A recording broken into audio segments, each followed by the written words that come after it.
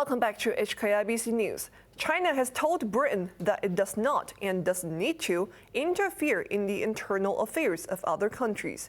This came as the UK intelligence agency MI5 claimed that an Anglo-Chinese lawyer had tried to influence British lawmakers on behalf of Beijing.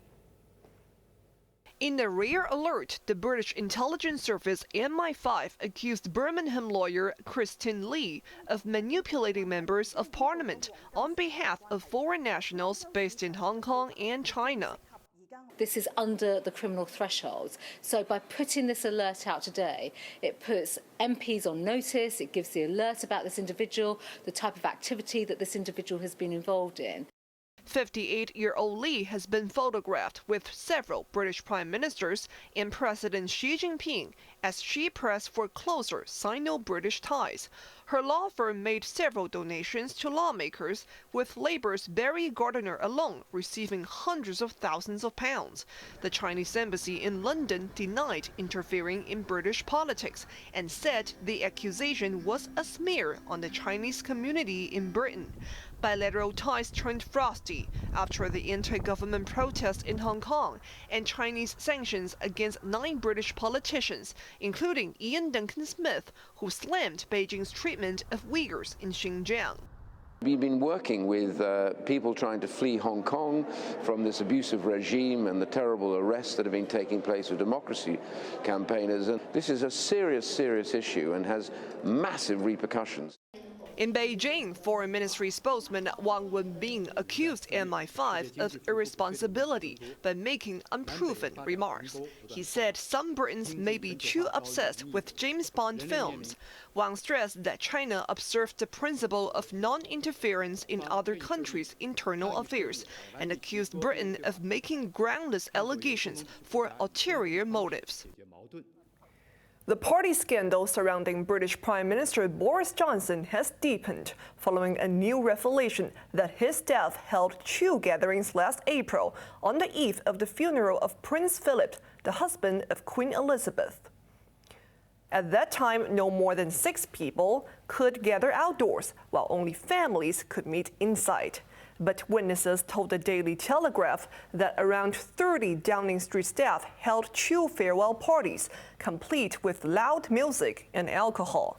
Johnson is already facing calls to step down after he admitted attending a party in the garden of his official residence a year earlier.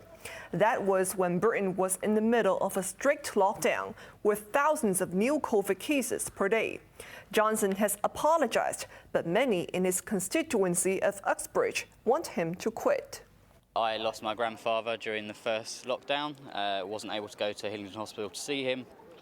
Knowing that he believed it was acceptable for him and 90 of his colleagues to be at a gathering was really alarming, and I just don't think it's acceptable. His friends and the cabinet all taking the mickey and having a party and ignoring the ordinary people, including civil servants who are taking sacrifices. It's not very nice, no. Britain's Queen Elizabeth has stripped her second son, Prince Andrew, of all his honorary military ranks, royal patronages, and the use of the title His Royal Highness. One analyst said Andrew was chucked under the royal bus as he faces a civil lawsuit in the United States over sexual assault allegations. And I think it is very awkward and uncomfortable for serving soldiers to have to pay toasts and tributes to anyone who is in an honorary position who doesn't match the standards, the high standards that are expected of our armed forces in the 21st century. And clearly, Prince Andrew is in that situation. Andrew has long denied claims that he sexually assaulted a 17-year-old girl who was introduced to him by the late convicted sex offender, Jeffrey Epstein. The prince's roles will now go to other members of the royal family, which means he will not get them back, whatever the outcome of the U.S. case.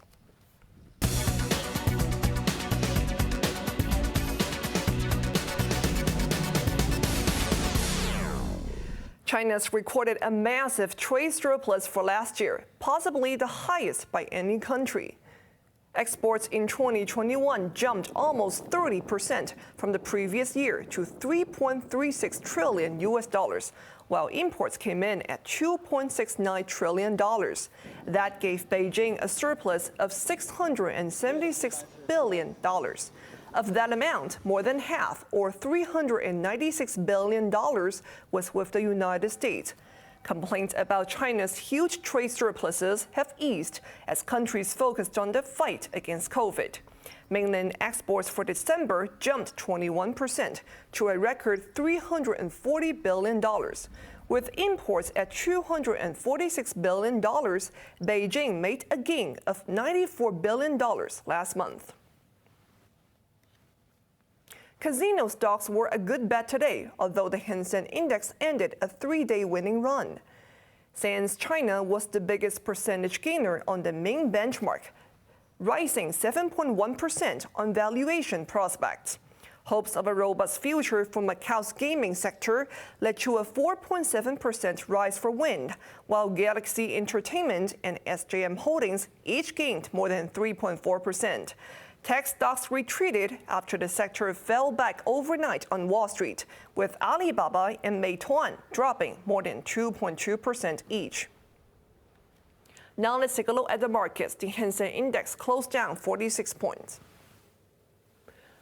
Top 10 active stocks: Tencent down $1.80, Meituan down $5.60, and Kuaishou Technology up $4.10. AIA up $1.80. JD.com down $6.20, and Suning up 5 cents. Forex trading against Hong Kong dollar. Euro is trading at 8.91, Canadian dollar at 6.22, and Australian dollar at 5.64. Over to the UK market, FTSE 100 is down 13 points.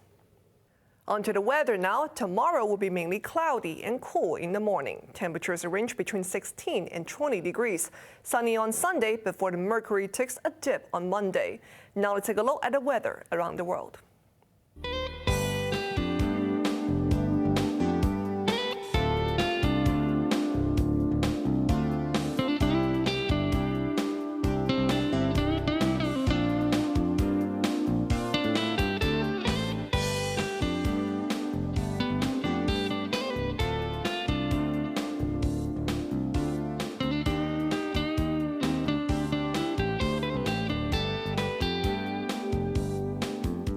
That's our main news for this Friday night. We'll be back with more updates at 11. I'm Sarah Wong. Thanks for joining us and take care.